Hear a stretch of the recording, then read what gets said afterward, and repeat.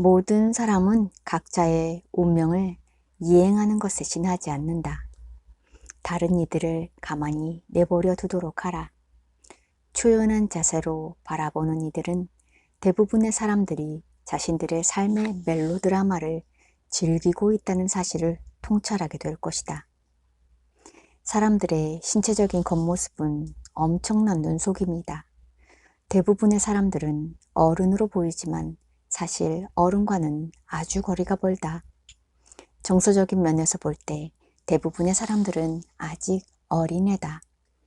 유치원과 놀이터를 지배하는 감정과 태도들은 어른의 삶에서도 그대로 지속되지만 좀 더 그럴싸하게 들리는 용어들로 은폐되어 있을 뿐이다.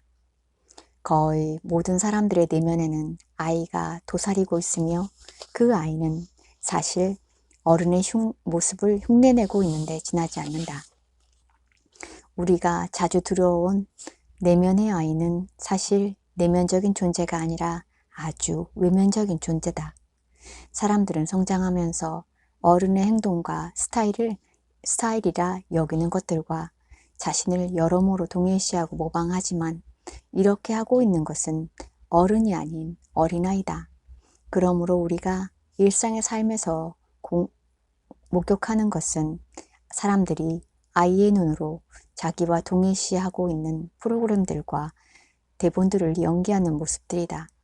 아이들은 어릴 때부터 이미 대부분의 동물들과 마찬가지로 호기심과 자기연민, 시기심, 부러워하는 마음, 경쟁심, 성마름, 감정적인 폭발, 원망, 미움, 적대적인 태도, 스포트라이트와 찬양을 받고 싶어하는 마음, 외고집, 짜증, 타인에 대한 비난, 책임 회피, 남에게 잘못 전가하기, 남에게 잘 보이기, 물건들 걸어 모으기, 과시하기 등과 같은 특성들을 드러낸다. 이 모든 것들은 어린아이의 속성이다.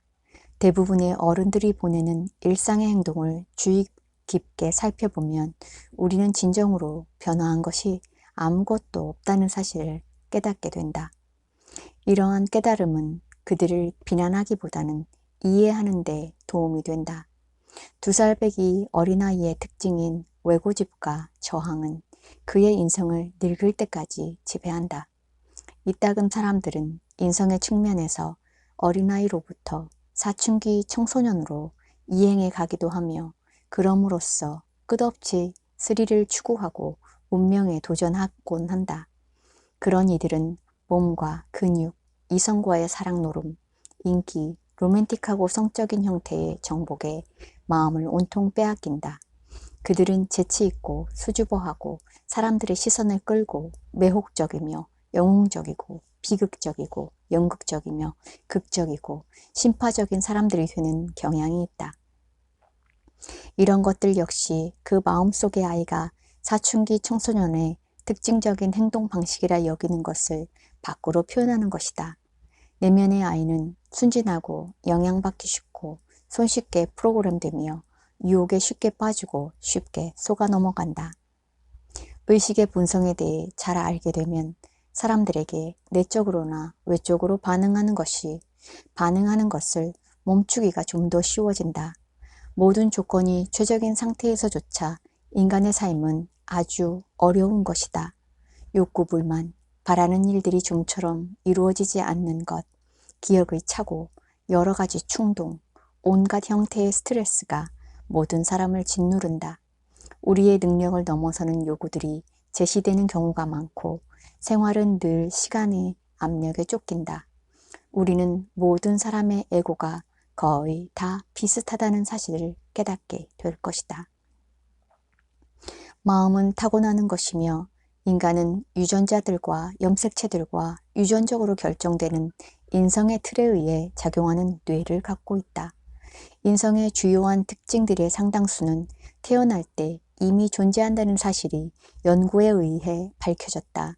이미 주어진 틀과는 다른 형태의 사람이 될 수 있는 이들은 극히 드물다. 스스로를 발전시키거나 영적인 발전을 추구하는 이들은 소수에 불과하다. 사람들은 겉으로는 자신을 비판하는 듯해도 사실 내면에는 한편으로는 자기가 살아가는 방식에 아무 하자가 없으며 아마도 이 세상에서 유일하게 올바른 방식이라고 믿는다. 그들은 자신들이 하는 것이 옳으며 모든 문제들은 외부 세계 탓이요 다른 사람들의 이기심과 부당함 때문이라고 믿는다. 우리는 운동역학적인 실험을 통해서 우주가 어떤 사소한 일도 간과하고 넘어가지 않는다는 사실을 이내 입증할 수 있다. 문자 그대로 머리카락 한 올이라도 다 헤아리며 하늘에서 떨어지는 참새 한 마리도 보지 못하고 넘어가는 일이 없다. 따뜻한 말 한마디도 그냥 넘기지 않는다. 모든 것은 의식의 장에 영원히 기록된다. 진실은 절대적인 것이 아니고 상대적인 것에 불과하다. 모든 진실은 일정한 의식 수준 내에서만 진실일 뿐이다. 예를 들어 용서하는 것은 훌륭한 일이지만 좀 더 나중 단계에서 우리는 사실 용서해야 할 그 어떤 것도 존재하지 않는다는 사실을 깨닫는다. 용서받을 다른 누구도 존재하지 않는다. 자신의 에고를 포함한 모든 사람의 에고는 하나같이 실제하는 것이 아니다. 지각은 실상이 아니다. 무집착은 무관심과 은둔, 초연함과 같은 것이 아니다.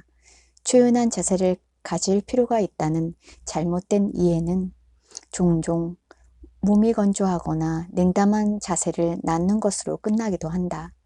그 반대로 무집착은 결과들을 통제하려고 애쓰는 일 없이 삶에 전적으로 참여하게 한다. 수용은 다툼과 갈등, 혼란을 치유해주는 대단한 능력을 지녔다. 또한 그것은 지각의 주요한 불균형을 바로 잡아주고 부정적인 감정들의 지배를 막아준다.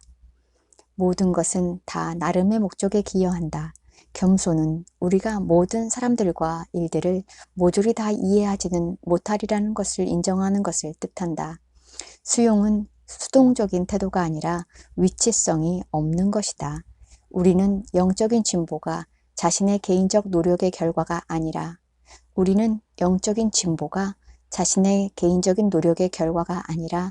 신이 내린 은총의 결과라는 것을 깨달음으로써 영적인 에고가 자라날 위험성에서 벗어날 수 있다.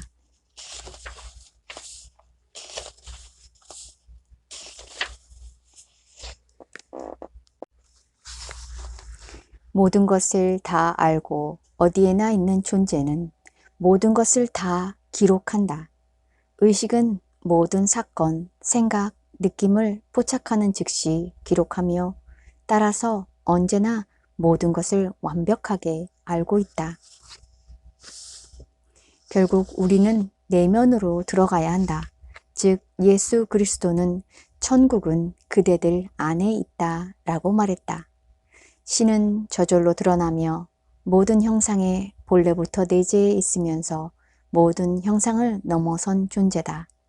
신은 침묵하고 고요하고 맑고 평화롭고 움직이지 않고 모든 것을 포괄하고 어디에나 두루 존재하며 존재하는 모든 것이므로 모든 것을 다 알고 있다.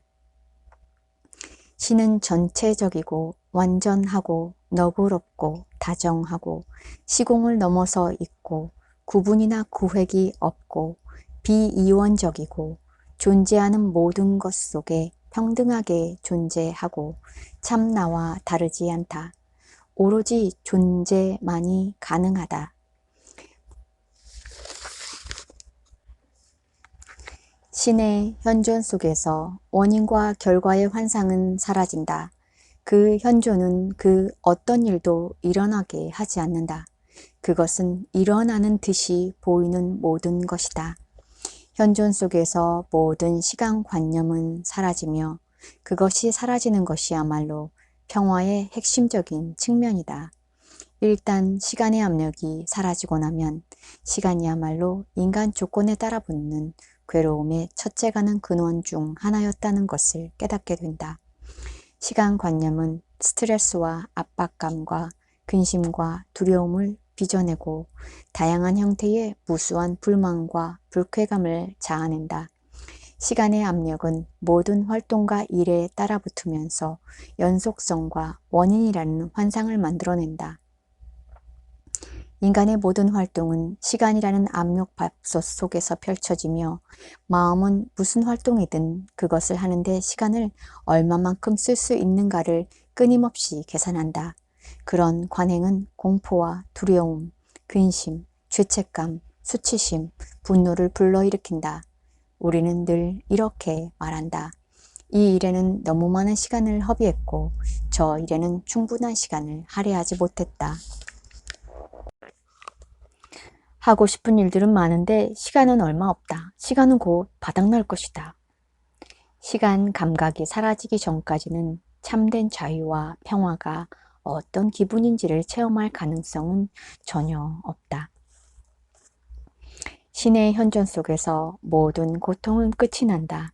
우리는 자신의 근원으로 돌아가고 그 근원은 자신의 참나와 다르지 않다. 그것은 마치 우리가 깊은 망각 상태에 잠겨 있다가 이제야 꿈에서 깨어난 것과도 같다. 모든 두려움은 근거 없는 것이라는 사실이 드러난다. 모든 근심은 어리석은 상상의 소산들이다.